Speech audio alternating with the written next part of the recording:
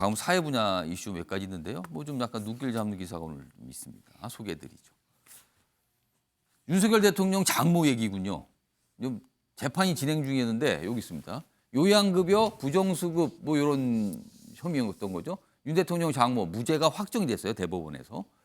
근데 1심에서는 징역 3년, 근데 2심에서 무죄 그리고 대법원에서 무죄 확정 이렇게 단계를 밟았습니다. 뭐 병원 불법 개설 운영 관여 안 했다. 일단 이런 내용이 확정이 된 겁니다. 그런데요, 다음 보시죠. 요양급여 부정수급 윤 대통령 장모 무죄 확정. 근데 대법원에 이제 무죄를 확정하면서 이런 얘기를 해요. 유죄에 의심이 가는 사정이 있어도 검찰이 입증을 못했다. 그러면 이제 증거가 좀 부족하다. 뭐 이런 뜻 들리기도 합니다. 이게 지금.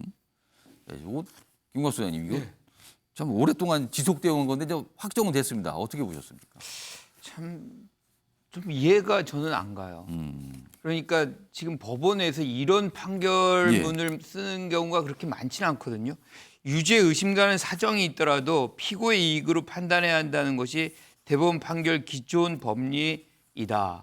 그래서 따랐다. 누가 의심은 되지만 그래도 피고에게 유리하게 했다. 뭐 그러니까 검찰이 그만큼 확실하게 즉 합리적 의심이 갈 만큼의 것을 완전히 제거시킬 만큼의 확증적인 증거를 제시하지 못했다. 그래서 나는 무죄를 내린다. 이게 지금 대법원 판결의 요지예요. 이게 묘한데 이게 설명이 분명히 그리고 모든 받아들여야 사안에서 되나요? 이런 얘기가 나오는지 저는 그것도 굉장히 좀 의구심이 가고요. 또 한 가지 제가 이거에서 가장 좀 의구심 가는 부분이 뭐냐면 지금 최근 이 정부 들어서 가장 유행하는 단어가 압수수색이에요. 수도 없는 압수수색을 했는데 지금 윤석열 대통령의 장모한테 압수수색을 했다는 얘기를 제가 들어본 적이 없거든요. 왜 여기는 압수수색 없이 갑니까? 그러니까 검찰의 어떤 증거 수집 또는 수사의 어떤 부분이 뭔가 봐주기가 있었던 거 아니냐라는 의혹을 또 선택적인 거 아니냐 이 선택적인 말씀인가요? 거 아니냐라는 생각을 갖게 하는 부분이 분명히 있어요. 그래서 저는 이 판결이 또 이제 또 한 가지가 있으면 장고증명 위조 문제가 또 하나 아직은 남아 있거든요. 내년 1월 달에 이제 판결을 하는데 따로 있습니다, 지금. 어떻게 나올지를 우리가 이제 많이 지켜볼 겁니다. 하지만 이 자체로도 사실은 왜냐하면 여기 관련된 분들은 다 구속이 됐어요. 유독 지금 장모만 구속이 안 돼 있는 건데 이게 가능한 건지라는 생각을 합니다.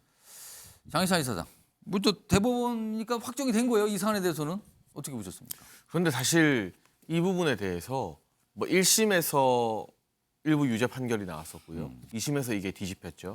그리고 3심에서 결국 이 법리를 다투는 것이기 때문에 2심이 그 무죄가 확정이 된 확정된 거죠. 것인데 이게 1심과 2심에 이 정부가 들어서고 영향력을 끼쳤다는 그런 억측을 끼워 넣긴 좀 무리가 있다고 생각을 합니다. 2심에서 무죄가 나올 때 상황을 보게 되면 1심 같은 경우도 뭐 변호인의 이견이 상당히 많았습니다만 이게 뭐 그 당시에 수사를 했던 수사관들, 검사들, 그리고 재판장들 결코 이 윤석열 대통령과 가까운 인물들이거나 이 정부에서 인사를 한 사람들이 아니었습니다. 이전 정부에서 다 임명했던 그 직제 그대로의 재판부에서 판결이 나온 부분이기 때문에 이게 만약에 윤석열 정부가 들어서고 뭐 인사가 일어난 다음에 재판 결과가 바뀌었으면 정치적 입김이 작용한 거 아니냐라는 의혹을 제기하는데 최소한의 근거가 되겠지만 그렇지 않은 상태에서 2심 판결이 났고 3심도 지금 대법원에서 2심 판결을 그대로 확정지은 것이거든요. 그리고 이런 식의 어떤 대법원 판례가 잘 없다고 하셨는데 정경심 교수 대법원 확정 판결이나 2심에서 판결을 보게 되면요. 뭐 사모펀드 가운데서도 일부 유죄가 나왔지만 일부 무죄가 나왔거든요. 그런데 그때 지금과 거의 비슷한 이야기가 나옵니다. 의심이 되는 부분이 있다 하더라도 확실하게 고의성을 입증하지 못한 부분이 있기 때문에 정경심 교수 유죄 판결 받은 것 중에 사모펀드 관련해서 일부 무죄가 나온 거예요. 이번 사안만 유독 그런 게 아니다. 네, 그 부분에 관해서는 그때는 또 물론 보수 진영에서 이거 다 유죄 나와야 되는데 왜 무죄 나왔느냐라는 부분 아쉽다고 했겠습니다만 이 정치 진영에 따라서 재판 결과 판단하기에 앞서서 지금 이 판례 자체가 또 판결 자체가 100% 유죄를 입증하는 또 고의성들이 입증되지 않으면 무죄 추정에 상당 부분 비중을 두고 있는 부분이고 무엇보다 결정적인 영향을 끼쳤던 2심에서 윤석열 정부가 그 법원 인사 등에 전혀 개입하지 않았던 그러한 점을 미루어 보게 된다면 법리적 해석의 차이이지 정치권의 어떤 권력이 입김이 작용했다고 보는 것은 다소 무리수가 있을 것 같습니다. 김상진 제가 좀 짧게 말씀을 드리면 지금 김광학 교수님은 판결의 문제를 제기하는 게 아니에요.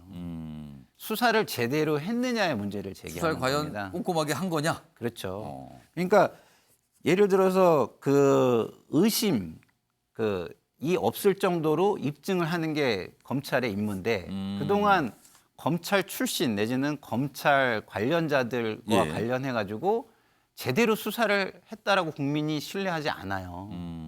그게 문제인 거예요. 그래서 그 부분을 지적해 주신 거라고 저는 봅니다. 알겠습니다. 아무튼 뭐 오늘 좀 몇몇 신문들이 이렇게 제목과 함께 다루고 있는데요. 다음은요, 오늘 아침에 들려온 소식인데 북한 관련 얘기가 있거든요. 이게 아마 뭐 마지막 기사가 되지 않을까 싶은데 화면으로 좀 소개해드리죠. 북한이요, 스스로 밝혔어요. 고출력 로켓 엔진 시험에 성공했다. 고출력 로켓 엔진, 이거 뭔가 더 만들었다는 거예요. 그럼 이게 뭐냐면 뭐 김정은 뭐 위원장이 최단기에 또 다른 신형 전략 무기 출현 기대한다. 이 새로운 무기가 등장하는 겁니까? 고출력 엔진이랍니다. 그러면 이건 더 강하게 더 멀리 날아간 뜻이 되거든요. 그래서 약간 우리로서는 반갑지 않은데 그러면서 뭐 굉장히 고무격렬했다.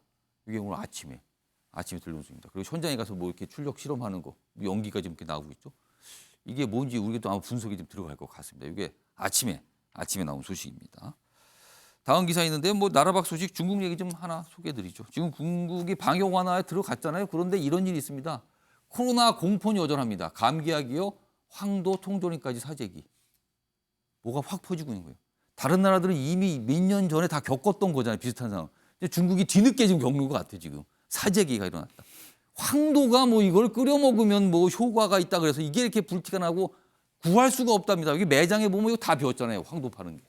뭐 이런 얘기까지 나오고 있는 상황입니다. 중국 정부 정책 변화 공식 선언했는데 이게 과연 잘 갈 것인가? 뭐 이런 얘기입니다. 효과 없다 그래도 뭐 풍기 현상이 일어나고 뭐 이런 상황이랍니다.